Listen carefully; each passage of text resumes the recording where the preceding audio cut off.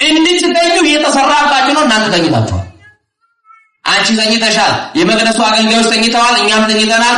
አብረን ልናልቅ ነው። መርከቧ እንደው እየተናወጠች ነው። ነፋስ እንደው ተነስቶባታል።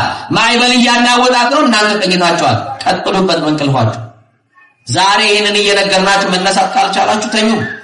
አባቶች ምነው ተኝታችኋል? ምነው ተኝተናል? እንዳንነቃ ማነው አፍን ያደረገብን? እንዳናስተውል ማስተዋላችን የሰረገብን ማን ይሆን? ለእውነት እንዳንታዘዝ ማን አዚም አደረገብን? ለቅድስና እንዳንሮጥ ማን አዚም አደረገብን? ለቅዳሴው እንዳንተጋ ለማይሌት እንዳንቆም ማን ነው አዚም ያደረገብን?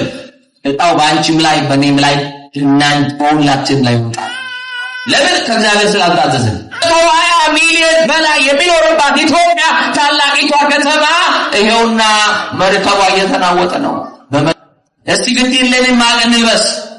እስቲ ግድ የለንም ራሳችንን ወደ በእግዚአብሔር ፊት ለፊት እናዋርድና እንደ ቅዱስ ዳዊት ዓለም ጠልቶናል።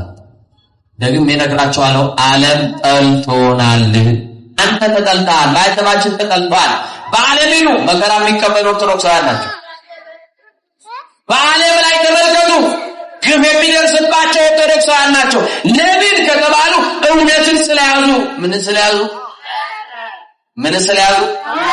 ዓለም የጠላን ከዓለም ስላልሆንን እንዳይደንቃችሁ። ዓለም አያስደነግጠንም። የነገስታት ዛቻና ፉከራም አያስደነግጠንም። የሚደርስብን ግፍና መከራም አያስደነግጠንም።